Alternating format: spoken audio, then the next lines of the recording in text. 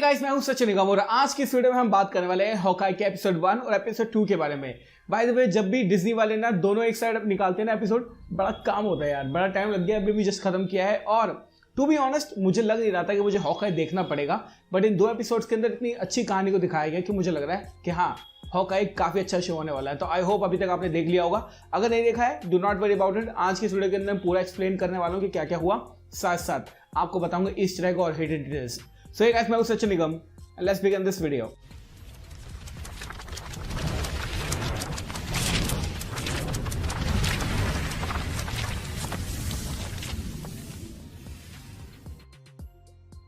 तो एपिसोड की शुरुआत में देख सकते हैं कि हमें 2012 का सीन दिखाया जाता है और जब अवेंजर्स के इवेंट हो रहे थे तब की एक कहानी में दिखाई जाती है। यहाँ पर केट बिशप है, अपने मम्मी पापा की जो बात है वो ध्यान से सुन रही है और छुप के सुन रही है।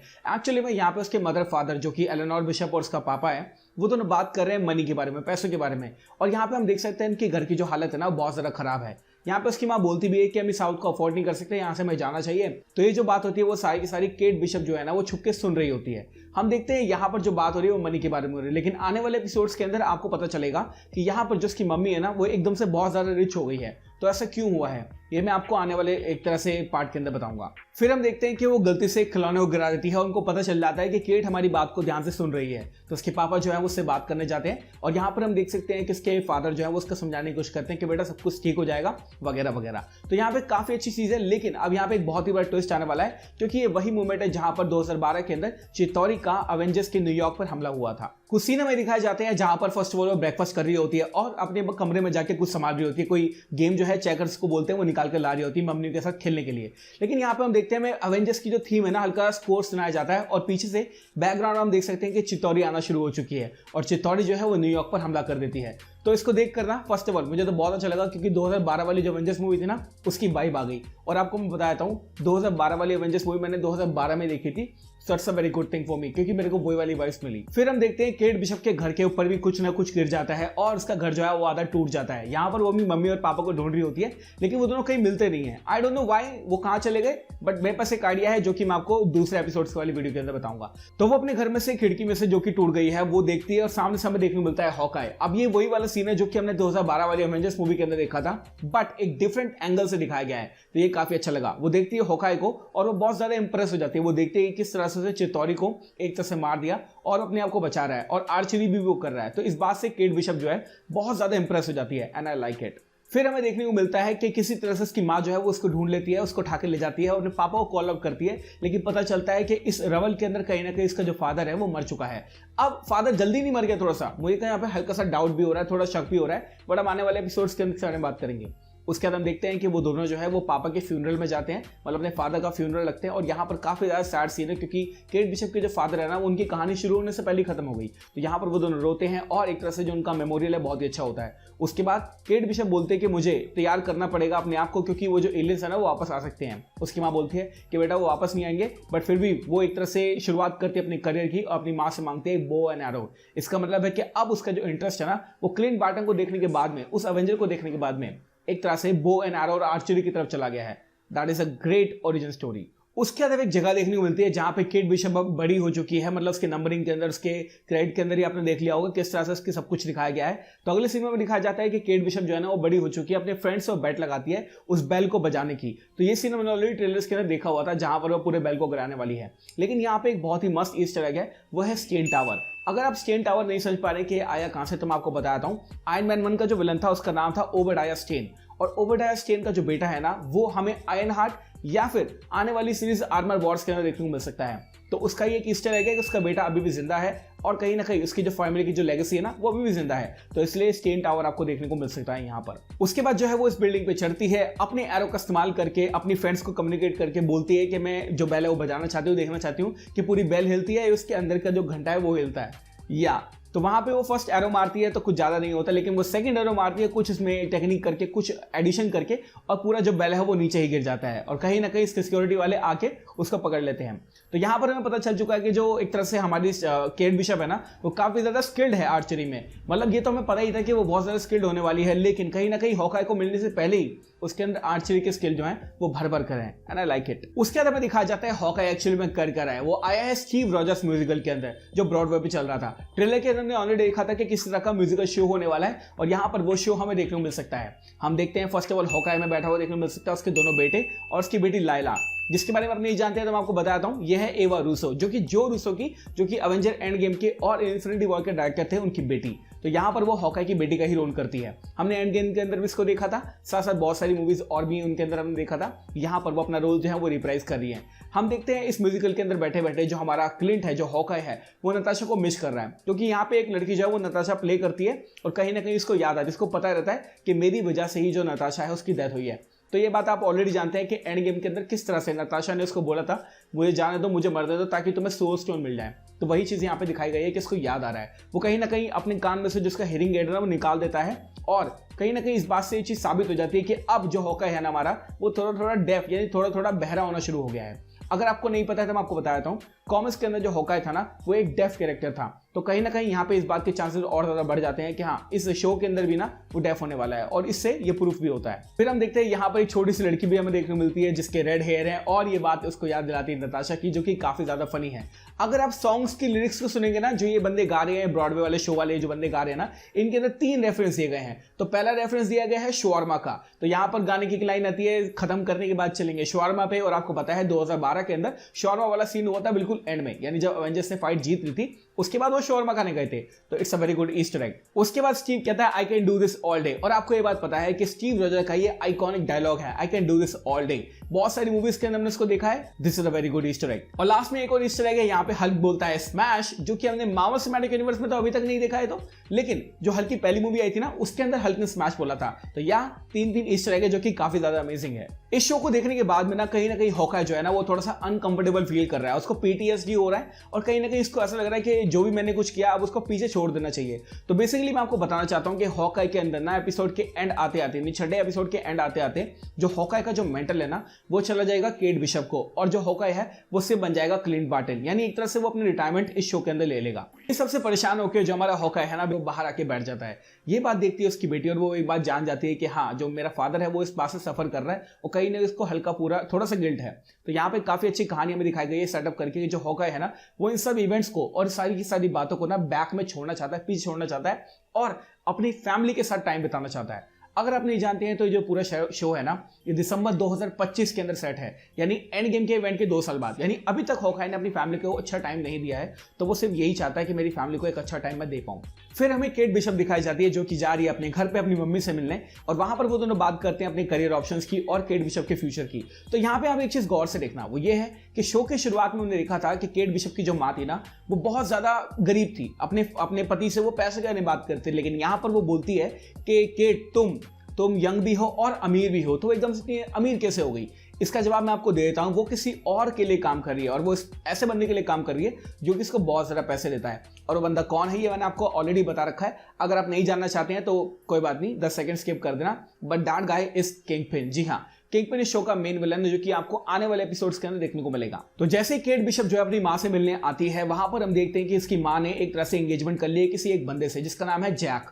अब ये जो नाम है ना ये एक्चुअली में बहुत ही बड़ा नाम है, मैं प्रोनाउंस नहीं कर पाऊंगा, बट टू बी ऑनेस्ट मैं आपको बता देता हूं कि जैक जो है वो जैक नहीं है, ही इज एक्चुअली स्वॉर्ड्समैन, जो कि हॉकाई सीरीज का बहुत ही बड़ा कैरेक्टर होने वाला है। अगर मैं आपको बताना चाहूं तो स्वॉर्ड्समैन एक ऐसा कैरेक्टर था जो कि एक सर्कस के अंदर काम करता था, वहां पर उसको यंग क्लिंट बार्टन मिला था। कॉमिक्स की मैं बात कर रहा हूं, आई डोंट नो कि शो के अंदर फॉलो करेंगे या नहीं करेंगे, बट कॉमिक्स के अंदर स्वॉर्ड्समैन ने ही हॉकाई को आर्चरी और ये सब सिखाया था। तो काफी अच्छा ईस्टर एग है स्वॉर्ड्समैन को लेकर। तो यहाँ पे हम देख सकते हैं कि वो अपनी मदर को देखती है जो कि एक्चुअल में एंगेजमेंट कर चुकी है एक ऐसे बंदे से जो कि केट बिशप को बिल्कुल भी पसंद नहीं है, और यहाँ पर उसको बहुत ही बड़ा झटका लगता है और उसको लगता है कि मेरी माँ ने मुझे क्यों नहीं बताया, अगर वो एंगेजमेंट या फिर शादी करना चाहती थी तो उसने मुझे क्यों नहीं बताया। तो काफी ज्यादा डिसअपॉइंटमेंट हम देख सकते हैं केट बिशप की आंखों में। और ये जो बंदा है ना ये काफी ज्यादा अमेजिंग होने वाला है, इसके टाइज बहुत तगड़े होने वाले हैं और कुछ ना कुछ जो है ये केट बिशप से और उसकी माँ से छुपा जरूर रहा है। फिर हमें कुछ सीन दिखाए जाते हैं जहाँ पे हॉकाई और उसके बच्चे जो है वो डिनर वगैरह कर रहे होते हैं। वहां पर जो है एक तरह से बहुत ही अच्छी चीज होती है, वो ये है कि एक बंदा आता है उसको बोलता है खाना हमारी तरफ से फ्री है, वो बोलता है क्यों,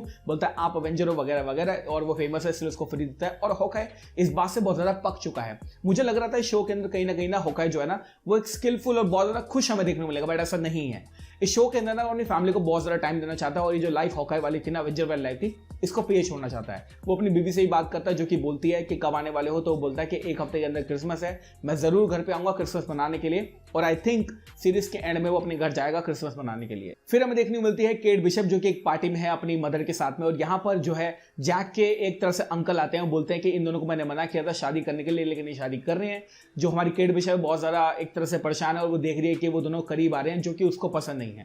तो बाहर जाती है वो थोड़ा हवा खाने, और वहां पर उसको देखने को मिलता है लकी द पिज्जा डॉग। जी हाँ, तो लकी द पिज्जा डॉग की कहानी कुछ इस तरह से है कि कॉमिक्स के अंदर जो ट्रैक सूट माफिया होते हैं वो उनका कुत्ता होता है, लेकिन जब हॉकाई उन पे हमला करता है तो वो उनको ही काटने लग जाता है, और इसलिए उसकी आंख में वो गोली मार देते हैं और वो बन जाता है एक तरह से एक कैड़ी आंख वाला कुत्ता। लेकिन यहाँ पे एक कहानी दूसरी है। यहाँ पर हम देख सकते हैं कि केट बिशप को ये जो कुत्ता है ना, ये बाहर मिलता है और इसका ये फ्रेंड बन जाता है, और यहीं से एक कहानी शुरू होने वाली है कुत्ते की। फिर हमें एक सीन दिखाया जाता है जहां पर जो उसकी माँ है, यानी केट बिशप की जो माँ है, और वो जो बूढ़े वाले अंकल है ना, वो दोनों कन्वर्सेशन कर रहे होते हैं। और कहीं ना कहीं ऐसा लगता है केट बिशप को कि वो जो बुढ़ा है ना, मेरी माँ को धमकी दे रहा है। तो वो देखने जाती है, वो जाकर है। तो जैसे ही वो अंदर जाती है और इन चीजों को एक तरह से एनालाइज करके इसको पता चलता है कि इस पार्टी के अंदर एक तरह से एक इलीगल ऑक्शन चल रहा है जहां पर गुड्स का लेन देन होता है। तो वहां जाती है और वो छुप के देखती है कि यहाँ पे क्या क्या लेन देन हो रहा है। यहाँ पर लेन देन हो रहा है हॉकाई की स्वॉर्ड का। जी हाँ, फर्स्ट सीन के अंदर तो एक तरह से डायनासोर का स्कल बेचा जा रहा है, बट नहीं, अगले सीन में हम देख सकते हैं हॉकाई की जो रोनिन वाली स्वॉर्ड है उसका ही ऑक्शन किया जा रहा है। अब एंड गेम के अंदर हमने देखा था कि हॉकाई रोनिन बन जाता है, तो उसी स्वॉर्ड का यहाँ पे ऑक्शन हो रहा है, साथ साथ वो उसके सूट का भी ऑक्शन कर रहे हैं। लेकिन यहाँ पे कुछ गड़बड़ होने वाली है, वो मैं आपको बताता हूँ। इस ऑक्शन के अंदर हम देख सकते हैं हमें जैक देखने को मिलता है और उसके अंकल देखने को मिलते हैं, जो कि एक दूसरे से बहस कर रहे हैं। वो बोलता है मैं खरीदूंगा, वो बोलता है मैं खरीदूंगा, और यहाँ पर उसके अंकल जैक से बोलते भी हैं कि तुम्हारे पास इतना पैसा ही नहीं है, तुम खरीद नहीं सकते। और वो वहां पे एक तरह से हिंट देता है कि शायद उसके पीछे कोई और है, उसको कोई और सपोर्ट कर रहा है। तो यहाँ पे हम देखते हैं उसके जो अंकल है ना, वो स्वॉर्ड को खरीद लेते हैं। उसके बाद जैसे ही रोनिन वाला सूट जो है वो ऑक्शन के अंदर आता है ना, तभी वहां पे होता है धमाका, और हमें देखने को मिलते हैं ट्रैक सूट माफिया, जो कि एक्चुअली में एक वॉच को लेकर आए हैं। अब ये जो वॉच है ना, ये काफी ज्यादा इंपॉर्टेंट होने वाली है आने वाले एपिसोड्स के अंदर। इनके पास ये नॉलेज कहां से है ये मैं बाद में पता चलेगा सेकंड एपिसोड के अंदर। लेकिन यहाँ पे हम देख सकते हैं कि ट्रैक सूट माफिया आते हैं, वो यहाँ पर एक तरह हमला करते हैं, वॉच को ढूंढने की कोशिश करते हैं, क्योंकि यहाँ पे उसका ऑक्शन हो रहा था, लेकिन वो ढूंढ नहीं पाते। और यहाँ पर केट बिशप जो है वो रोनिन वाले सूट को फटाफट से उठा लेती है, रोनिन बन जाती है और इन पर हमला कर देती है ताकि बाकी लोगों को बचाया जा सके। इस गहमा गहमी में जो हमारा जैक है ना, वो रोनिन वाली जो स्वॉर्ड है उसको यहाँ से चुरा लेता है। ट्रैक सूट माफिया के साथ जब केट बिशप लड़ रही होती है, तब हमें पता चलता है कि एक्चुअली में ट्रैक सूट माफिया और रोनिन का ऑलरेडी एक तरह से रिलेशन है। पहले एंड गेम के टाइम पे जब रोनिन जो है काफी सारे बंदों को मार रहा था ना, तो उनके अंदर उसने एनिमी बना लिए थे, और ट्रैक सूट माफिया उनमें से एक है। तो यहाँ पर ट्रैक सूट माफिया को लगता है कि रोनिन वापस आ गया है, तो अब इसको मार ही देते हैं। तो इसलिए वो केट बिशप के पीछे पड़ जाते हैं। लेकिन उनको ये बात थोड़ी पता है कि उसके अंदर केट बिशप है और रोनिन नहीं है, उसको तो आइडेंटिटी ही नहीं पता। तो काफी अच्छी चीज है। और हाँ, अगर ट्रैक सूट माफिया के बारे में बात कर रहे हैं तो हॉकाई का एक विलन है जो कि बार बार ब्रो ब्रो ब्रो ब्रो ही बोलते रहते हैं, और इस शो के अंदर भी, एपिसोड के अंदर भी काफी ज्यादा बार उन्होंने ब्रो बोला है। दे आर रशियन, और उनका लीडर है इवान, जो कि काफी बार इस शो के अंदर और इस सीरीज के अंदर रेफरेंस होने वाला है। फिर हमें जैसे ही ट्रैक सूट माफिया जो है वो हमारी केट बिशप को पीछा करते हुए देखने को मिलते हैं, हमें एक कैरेक्टर दिखाया जाता है जिसका नाम है काजी। अब काजी जो है एक्चुअली में प्ले कर रहे हैं क्लाउन, और क्लाउन भी एक ऐसा कैरेक्टर है जो कि हॉकाई के पास से जुड़ा हुआ है। अगर मैं आपको बताऊं क्लाउन के बारे में, तो जिस सर्कस के अंदर स्वॉर्ड्समैन था, हॉकाई था, उसी सर्कस के अंदर हमारा काजी यानी कि क्लाउन भी था। और एक तरह से उसके पेरेंट्स के मरने के बाद में वो एक तरह से भाड़े का टट्टू बन जाता है, यानी एक हिटमैन बन जाता है। तो हाँ, काजी भी काफी अच्छा रोल इसके अंदर होने वाला है क्लाउन का, आगे पता चलेगा हमें। फिर हम देखते हैं हॉकाई अपने बच्चों को लेकर घर पर आता है और वो न्यूज ऑन करता है, और न्यूज ऑन करते उसको पता चलता है कि रोनिन की एक और साइटिंग हुई है। तो वो सोचता है कि रोनिन तो मैं हूं, ये बंदा कौन है, तो इसलिए वो उसके पीछे जाने की कोशिश करता है। लेकिन यहाँ पे एक बहुत ही मस्त ईस्टर एग है और काफी हिडन डिटेल है, काफी लोगों ने इसको देखा होगा। ये जो एंकर है ना, ये एंकर पता नहीं कौन है, ये शायद नेक्सस बीइंग है, क्योंकि मार्वल के जितने भी शोज है ना, उन सब के अंदर हमें एंकर देखने वाला है। फर्स्ट ऑफ ऑल मार्वल की पुरानी मूवीज के अंदर भी देखने को मिला था, डेयरडेविल के अंदर भी ये है, पनिशर के अंदर भी है, स्पाइडरमैन फार फ्रॉम होम के अंदर भी ये बंदा है। तो हाँ, ये जो एंकर है ना, काफी ज्यादा मस्त है। तो ये एंकर बताता है कि रोनिन की एक्साइटिंग हुई है वगैरह वगैरह। तो हॉकाई जो है अब केट बिशप के पीछे जाएगा अपना सूट वापस लेने, क्योंकि वो क्या चाहता है कि सूट मुझे मिल जाए और सब कुछ खत्म हो जाए। फिर हम देखते हैं, हमें एक सीन दिखाया जाता है जहां पर केट बिशप जो है उस कुत्ते को लेकर अपने एक तरह से अपार्टमेंट के अंदर आ जाती है। कुत्ते को खिलाती है pizza, because he is pizza dog. तो पिज्जा वगैरह खिलाती है उसको, और फिर वहां से जाती है उस बुड्ढे की लोकेशन को ढूंढने। जैसे ही वो उसके घर पे जाती है, हमें पता चलता है कि जो बुड्ढा है उसकी डेथ हो चुकी है, और सपोजिवली यहाँ पर जिसकी डेथ हुई है वो ये स्वॉर्ड से। जी हाँ, ये काफी ज्यादा बड़ा हिंट है, और ये शायद इस बात को दिखाता है कि स्वॉर्ड्समैन जो कि जैक बंदा है उसी ने इसको मारा है, क्योंकि ऑब्वियसली इस बुड्ढे की और जैक की बन तो रही नहीं थी, तो हो सकता है उसी ने इसको मारा हो, लेकिन ये चीज रिवील नहीं की गई है अभी। फिर हम देखते हैं उस घर से निकलने के बाद में यहाँ पर जो है केट बिशप के पीछे अगेन यहाँ पर आ जाते हैं ट्रैक सूट माफिया और वो केट बिशप को मारने की कोशिश करते हैं, लेकिन यहाँ पर आ जाता है हमारा हॉकाई यानी कि हमारा क्लिंट बार्टन और वो केट बिशप को बचाकर यहाँ से ले जाता है उसी के अपार्टमेंट के अंदर। और यहाँ पे खत्म होता है एपिसोड 1। अब बात करेंगे एपिसोड 2 की। तो एपिसोड 2 की शुरुआत में हम देख सकते हैं हॉकाई जो है वो पहचान लेता है कि ये तो कोई लड़की है, ये कोई लड़का तो नहीं है, और उसको बोलता है कि तुम आपस में सूट आया कहां से। वो बोलते सारी कहानी बताऊंगी, पहले चलो यहाँ से। तो हॉकाई जो है उसको एक सेफ जगह ले जाता है, इसके घर ले जाता है। वहां पर जाकर वो उसको बोलता है कि बस मुझे सूट चाहिए, मुझे सूट दे दो, फिर मैं यहाँ से चला जाऊंगा। लेकिन यहाँ पे इतनी जल्दी हॉकाई नहीं जाने वाला है, कुछ ना कुछ तो होने ही वाला है। जैसे ही हॉकाई वहां से जाने वाला होता है, हम देखते हैं यहाँ पर आ जाते हैं ट्रैक सूट माफिया और वो पूछता है कि इन्होंने हमारा पीछा कैसे किया। तो वो बोलते हैं कि हम हमारे अपार्टमेंट की तरफ आए हैं और डोर पे मेरा नाम है तो उन्होंने पहचान लिया होगा। यहाँ पर वो मोलोटोव से हमला करने लगते हैं इस घर के अंदर और एक तरह से आग लगाते हैं। जेरेमी रेनर का क्लिंट बार्टन यानी कि हॉकाई जो है वो डिफेंड करता है और बराबर से बोलता है कि सूट को यही रहने दो, लेकिन यहाँ से चलो। वो यहाँ सेफ होना चाहते हैं ताकि बाकी की जो स्ट्रेटेजी है वो बाद में बना सके। और हम देख सकते हैं डॉगी यानी कि लकी द पीसर डॉग, हमारी हॉकाई और केट बिशप जो है वो यहाँ से चले जाते हैं। यहाँ से जाने के बाद केट बिशप बोलती है कि मेरे पास एक जगह है जहां पर हम दोनों सेफ रहेंगे। तो अपने आंटी के एक रूम के अंदर जाती है और वहां पर वो दोनों बैठ जाते हैं, दोनों डिस्कशन करते हैं कि क्या अगला एक स्टेप होना चाहिए। तो हॉकाई बोलता है तुम यहाँ पे सेफ रहो, मैं यहाँ से जा रहा हूँ, अपना सूट उठाऊंगा, उसके जाऊंगा अपने बच्चों के पास में। लेकिन केट बिशप बोलते हैं कि नहीं, मुझे और चीजें बताओ कि ट्रिक एरोस कैसे काम करते हैं, मुझे थोड़ी जानकारी दो, मैं तुम्हारी सबसे बड़ी फैन हूँ वगैरह वगैरह। लेकिन हॉकाई इन सबसे डील नहीं करना चाहता। उसके बाद जो हॉकाई है वो फायरमैन के कपड़े पहन के जाता है केट बिशप के घर पे। वहां पर जाके देखता है कि जो सूट है वो गायब हो चुका है और कहीं ना कहीं इसको लगता है कि किसी बंदे ने यहाँ से इसको चुरा लिया है। और वहां पे एक लोगो देखने को मिलता है जो कि है लार्प यानी लाइव एक्शन रोल प्ले। वहां पर वो जाता है सूट को रिट्रीव करने के लिए। इन्हीं के बीच में हम देख सकते हैं वो वापस केट बिशप के पास आता है, उसको बताता है कि जो सूट है वहां से गायब हो चुका है और मेरे पास एक लीड है, लेकिन तुम कहीं मत जाना क्योंकि अगर तुम जाओगे तो जो ट्रैक सूट माफिया है वो तुम्हें पकड़ लेंगे। उनको पता चल चुका है तुम्हारा नाम केट बिशप है। तो यहाँ पर वो एक तरह से देख सकते हैं कि जो कहानी है ना वो आने वाले एपिसोड के लिए सेट हो रही है। फिर हमें दिखाया जाता है लार्प वाला एक कन्वेंशन जहां पर जो हमारा हॉकाई है ना उसको पता चल जाता है कि जो मेरा सूट है वो किसी एक बंदे ने चुराया है। अब वो वहां पर जाने की तैयारी करेगा आने वाले सीन्स के अंदर। फिर कुछ सीन हमें दिखाए जाते हैं जहां पर जो हमारा हॉकाई है वो अपने बच्चों को सी ऑफ कर रहा है, घर बेच रहा है, अपनी बीवी से भी बात करता है और वो बोलता है कि तुम यहाँ से चले जाओ और एक दिन और लगेगा मेरे को, उसके बाद मैं फ्री हो जाऊंगा। यहाँ पर उसकी जो बेटी है ना वो बोलती भी कि पापा आपने कहा था कि क्रिसमस हमारे साथ मनाओगे और तुम्हारे सर पे कट भी लगा हुआ है, इसका मतलब है कुछ ना कुछ तो गड़बड़ है, तुम हमें बता नहीं रहे हो। यहाँ पे हॉकाई बोलता है कि जल्दी ही फ्री हो जाऊंगा और मैं बिल्कुल प्रॉमिस करता हूँ कि जो हमारा क्रिसमस है ना वो मैं तुम्हारे साथ ही मनाऊंगा। फिर हम देखते हैं केट बिशप और जो हॉकाई है ना वो न्यूयॉर्क की सड़कों में से गुजर रहे होते हैं। काफी अच्छे इस तरह के आप देखेंगे गौर से। तो यहाँ पर आपको देखने को मिलता है डिज्नी का लोगो। जी हाँ, तो डिज्नी के नेटवर्क पे, डिज्नी के शो पे डिज्नी का लोगो, इसे कहते हैं मार्केटिंग। तो यहाँ पे पूरे एपिसोड के अंदर सिर्फ दो ही इस तरह के हैं, एक है ये डिज्नी वाला, एक आएगा बाद में। यहाँ पे हॉकाई बोलता है कि मेरे पास एक लीड है, वहां पर मैं जाऊंगा, अपना सूट लूंगा, अगर मुझे सूट मिल जाएगा तो मैं तुम्हें कभी कांटेक्ट नहीं करूंगा, लेकिन फिर भी मेरा नंबर तुम रख लो, अगर जरूरत पड़ेगी या फिर हमें कांटेक्ट करना पड़ा तो हमें पता चल जाएगा। तो दोनों एक दूसरे के नंबर एक्सचेंज करते हैं। उसके बाद जो हमारा क्लिंट बार्टन है वो चला जाता है उस कन्वेंशन में जहां पर उसका सूट है और जो हमारी केट बिशप है ना वो आ जाती है अपनी कंपनी के अंदर, जो कि एक्चुअली में बिशप सिक्योरिटीज है। ये उसकी माँ की ही कंपनी है और हमें पता चलता है कि जो केट बिशप है ना वो यहाँ पे जॉब करती है। यहाँ पे आने के बाद हमें पता चलता है कि केट बिशप और जैक के बीच का जो डायनामिक है ना वो बहुत ज्यादा बेकार है। शायद जैक को ये बात पता चल चुकी है कि जो हमारी केट बिशप है ना वही रोनिन के कपड़े पहन के इन सबको मार रही थी और कहीं ना कहीं केट बिशप का जो एक तरह से शक है वो भी जैक के ऊपर हो गया है, क्योंकि उसे लगता है कि जैक वो नहीं है जो वो बताता है, वो इतना अमीर नहीं है और इतना पैसे वाला नहीं है जो वो बताता है। ऐसा लगता है उसको कि कुछ हाइड कर रहा है और ऑब्वियसली जैक बहुत कुछ हाइड कर रहा है क्योंकि उसने अपने पास्ट के बारे में यानी कि स्वॉर्ड्समैनशिप के बारे में कुछ भी नहीं बताया उसकी मां को। उसके बाद हम देखते हैं कि जो हॉकाई है वो जाता है उस कन्वेंशन के अंदर, वहां पर उस बंदे को पकड़ता है, उससे बोलता है कि मुझे सूट दे दो। वो बंदा बोलता है कि बस एक बार एक्टिंग कर लो मेरे साथ, मतलब ये फाइट करने की, और हार जाना मैं तुम्हें सूट वापस कर दूंगा। तो काफी अच्छा सीन है इस केस के अंदर। इस सीन के अंदर जो है सिर्फ टाइम पास किया गया है, ज्यादा कुछ नहीं है। लेकिन इसी के बीच में जो हमारी केट बिशप है ना उसको न्यूयॉर्क की पुलिस डिपार्टमेंट से फोन आता है और वो बोलते हैं कि तुम्हारे अपार्टमेंट के अंदर आग लग गई थी, तुमने रिपोर्ट क्यों नहीं किया वगैरह वगैरह। तो यहाँ पर वो बोलते हैं कि कल मैं फ्री हूं, तो कल मॉर्निंग के अंदर हम मिल सकते हैं। तो जो एक तरह से केट बिशप है ना वो अगले दिन यानी कि नेक्स्ट जब भी हमें वो देखने मिलेगी तब वो जाएगी पुलिस के पास अपनी रिपोर्ट दर्ज कराने, और यहाँ पर ये सीन खत्म हो जाता है। फिर हमें दिखाया जाता है हॉकाई जो कि सूट वूट लेके वहां से चला जाता है और फाइनली अपनी पत्नी से बात करता है। वो बोलता है कि बस एक दिन का टाइम होने लगेगा, ट्रैक सूट माफिया को साइड और कर दूं, उसके बाद मैं घर आ जाऊंगा। इसी बीच में हम देख सकते हैं कि जैक है उसकी माँ है यानी केट बिशप की माँ है और केट है, वो तीनों अपना डिनर वगैरह कर रहे होते हैं। यहाँ पर जो केट बिशप है और जो जैक है उन दोनों की भिड़ जाती है एक तरह से, और वो बोलती है कि चलिए हमें एक तरह से फाइट वाला मुकाबला करना चाहिए, क्योंकि जो फेंसिंग होती है वो स्वॉर्ड इन्वॉल्व होती है और वो देखना चाहती है कि जो बुड्ढे को मारता वो भी स्वॉर्ड से मारा गया था, तो क्या एक्चुअली में उसको जैक ने मारा था।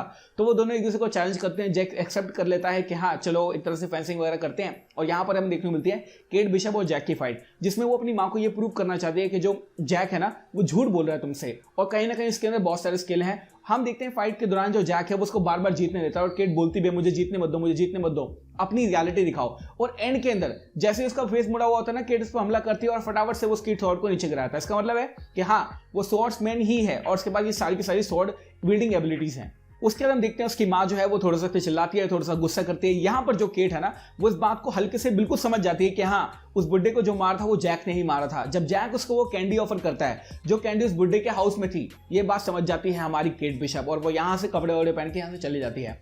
अब वो बताना चाहती है सारी की सारी बातें हॉकाई को और उसको बताना चाहती है कि इन सब के पीछे कौन है। इसी बीच हम देखते हैं कि हॉकाई जो है वो ट्रैक सूट माफिया के सामने आ जाता है, अपने आप को सरेंडर कर देता है क्योंकि वो उनके लीडर से मिलना चाहता है और कहीं ना कहीं वो उसको कैप्चर करके ले जाते हैं अपने अड्डे पे। वहां पर वो एक तरह से बोलता है कि मुझे तुम्हारे लीडर से मिलना है। हमें यहाँ पे काजी भी देखने को मिलता है और हमें पता चलता है कि उनका लीडर है एको। जी हाँ, तो एको के बारे में आपको थोड़ा सा बताना चाहूंगा। एको एक डम एंड डेफ कैरेक्टर है जो कि मार्वल कॉमिक्स के अंदर बहुत ही मस्त कैरेक्टर है। ये अडॉप्टिव डॉटर है किंग पिन की। जी हाँ, किंग पिन को अडॉप्ट मतलब किंग पिन ने इसको अडॉप्ट किया था और साथ साथ ये एक लव इंटरेस्ट रह चुकी है डेयरडेविल का। अब आपको ये बात ऑलरेडी पता है कि डेयरडेविल तो आने ही वाला है, किंग पिन भी आने वाला है, तो काफी अच्छी जो एक तरह से नरेशन है ना, वो सेटअप हो चुकी है। और जिन लोगों ने मेरी पुरानी वीडियो देखी होगी या फिर मार्वल का इन्वेस्टर डे वाला मीटिंग देखा होगा, उसके अंदर आपको पता चलेगा होगा कि एको का खुद का एक शो भी आने वाला है। और यहां पर ये जो एक तरह से एपिसोड है ना, ये एंड हो जाता है और हमें एंड में पता चलता है कि एको ही है इन सब के पीछे, मतलब ट्रैक सूट माफिया की लीडर। इसी के बीच में हमारी जो केट बिशप है वो हमारे हॉकाई को बचाने आती है, लेकिन ऑब्वियसली वो उसको बचा नहीं सकती क्योंकि काफी सारे ट्रैक सूट माफिया यहाँ पे हैं और यहाँ पर ये एपिसोड खत्म होता है। मुझे सीरियसली मुझे बहुत अच्छा लगा एपिसोड। ट्रस्ट मी, मैं जब ये बोलूंगा तो बिल्कुल ट्रस्ट करना कि मुझे लग नहीं रहा था हॉकाई देखने की जरूरत है, बट हाँ, हॉकाई अब देखना पड़ेगा क्योंकि काफी चीजें इसके अंदर सेटअप होगी। किंग पिन आएगा यार और एको का खुद का शो आने वाला है, तो ये शो तो देखना ही पड़ेगा ना एको के बारे में जानने के लिए। तो thank you so much for watching this video guys. I know थोड़ी बड़ी बन गई वीडियो, बट दोनों एपिसोड मार्वल ने निकाले, साथ साथ ईस्टर एग डिटेल सब कुछ एक्सप्लेन करना था और आई होप आपको मेरी वीडियो अच्छी लगी। अगर अच्छी लगी और अभी तक देख रहे हो तो लाइक कर दो फटाफट से, नए हो चैनल पर सब्सक्राइब कर लो। और हाँ, thank you so much for watching this video guys. मैं हूं सचिन, मिलूंगा आपसे अगली वीडियो के अंदर। Bye guys, take care, love you all and have a great amazing day.